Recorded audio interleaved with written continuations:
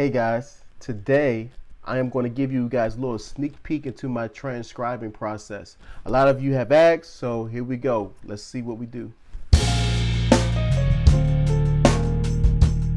So today I want to give you guys a little background info about how do I go about transcribing, what do I do, what do I use, what do I think about, what am I hearing, all that good stuff. I'm going to be transcribing Jacob Collier. I'm going to be transcribing his rendition of Lean on Me.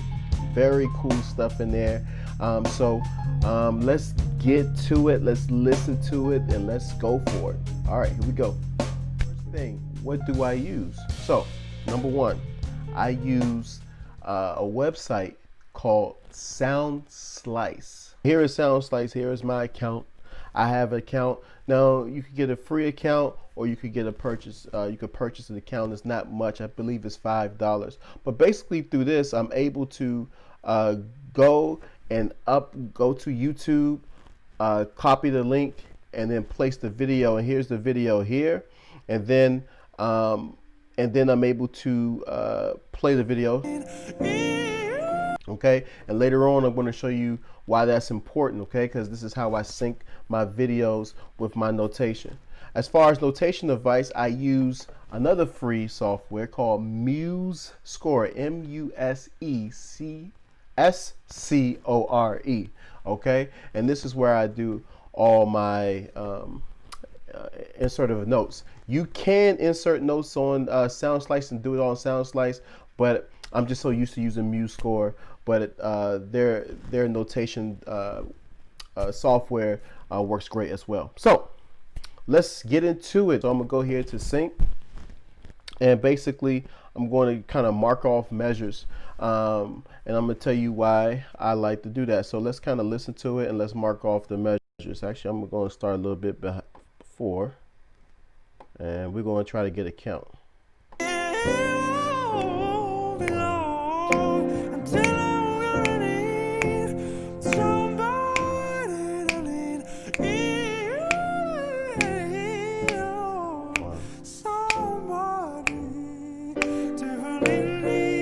All right, first of all, first things first, I probably was counting that wrong, so I'm going to delete that. 1,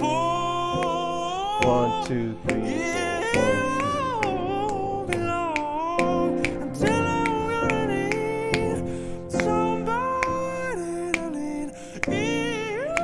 So now I gotta make a decision as far as my transcribing. Do I want to count it at 1, 2, 3, 4? That's going to depend on how everything lines up. So I think it's more so of 1, 2, 3, 4, 1, 2, 3, 4. I think the other way is if I was counting the cut time. All right, a little bit of a nerd music talk. All right, now after you get the sync set up, now we could section off parts, and this is why I love this website here. I could put a repeat here. So I'm going to just drag this over, which means repeat this measure. So I know that's, I counted it out, so I know that's going to be a measure. And then I could play it back. There you go. So actually, I lied. Well, I'm not going to choose that measure as our first point. This is going to be our first point. And then we're going to go ahead and mark that off. All right, so let's put that on repeat. All right, let's listen.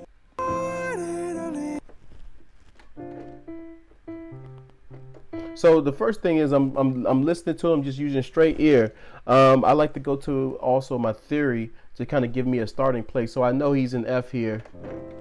All right, so and most likely where he's coming in at the song is like a either 5 chord or a 4 chord. So I think that's what he's at. Yeah, I think so. Hold on. Nope. Right there. So the next thing is, like, when it comes to chords, the chords are very tricky.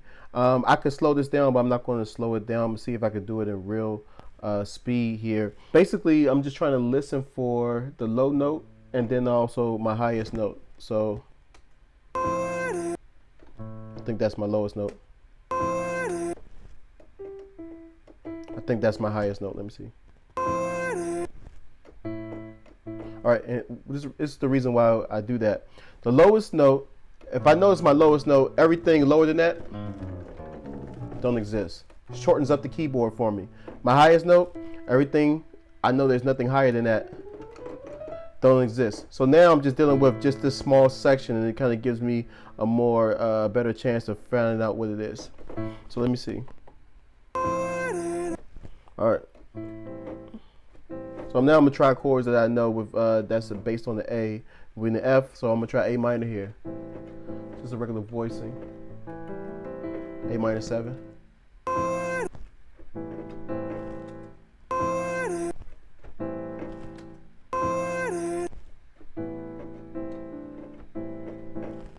So now what I'm gonna do,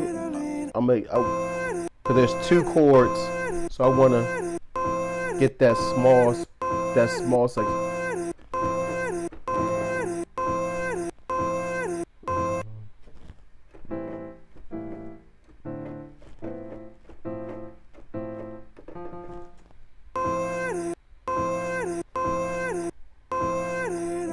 Slow it down.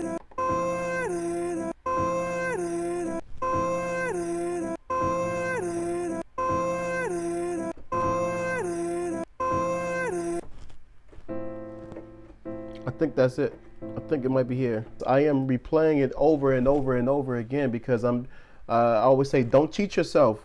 That's another rule. Don't cheat yourself when you're learning these chords, you know, because you want to get, I'm basically taking a lesson from Jacob Collier himself, right?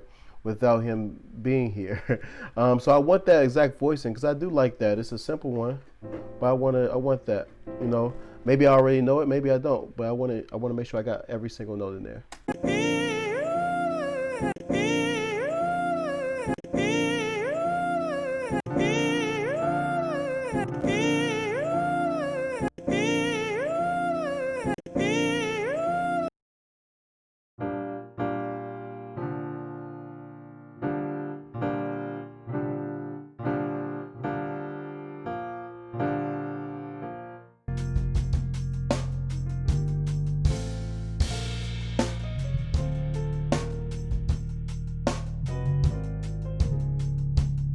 So that was a process, and that was a lot of time, you know. Basically in real time, you know, it's been about 30 minutes and I've gotten, let's see how many measures we've gotten done. 2. Here's another thing I want to say. Don't rush the process. Again, you're transcribing. My motto is transcribe, learn, grow, not just transcribe.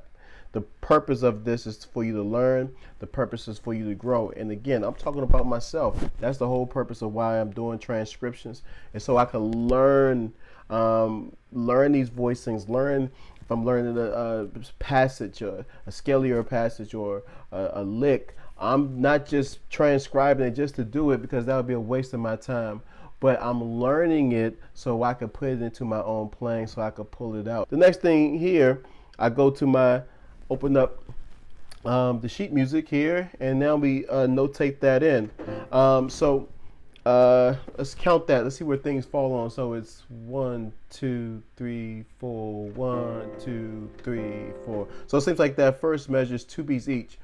1, 2, 3, 4. All right. Sometimes with chords, it's hard to hear everything. So the biggest thing that I like to do is this little weird trick, and it's very hard to do, which is to eliminate pitch or to center your ear on a certain pitch. So this passage here,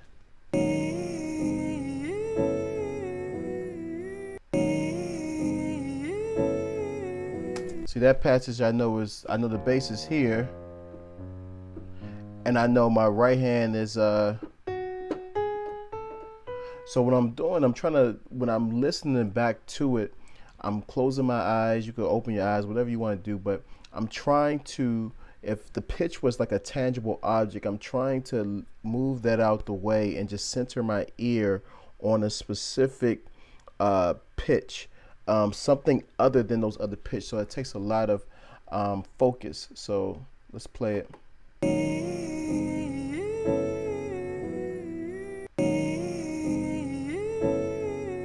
So the other pitch I heard outside of these two is, and then once you pinpoint that pitch, you're trying to follow that pitch and see if it's staying, if it's moving. So it seems like it's moving.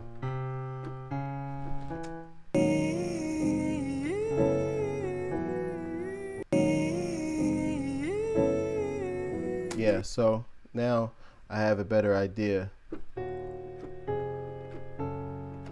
All right, so another tip that I like to do, I like to isolate a chord, and that's why it's good to have software like Sound Slice to where you could do this. So this chord is I'm having a little trouble with.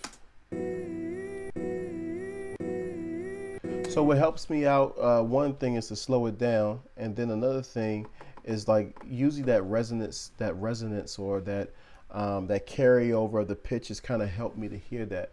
And when you slow it down, you can hear it longer.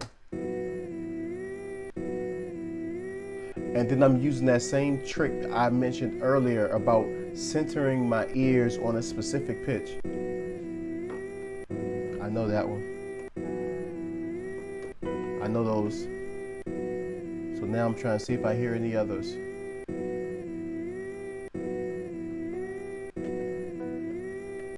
I hear that.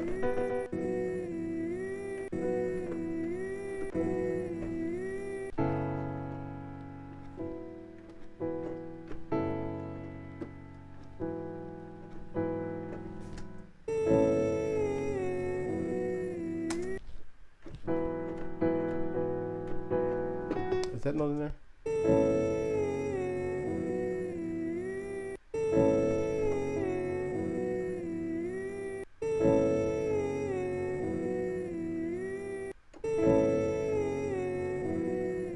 Seems like that hit twice. Yeah, so.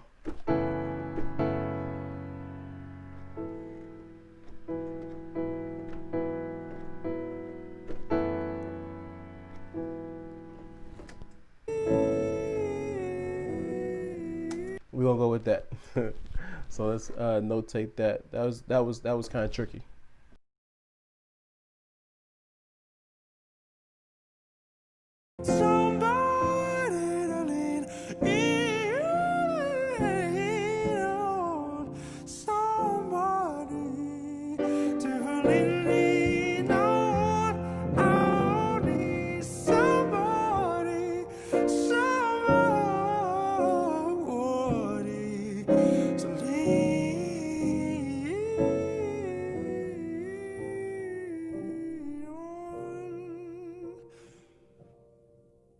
When you're not strong,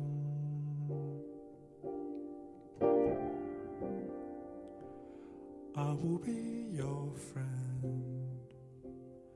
I'll help you carry on.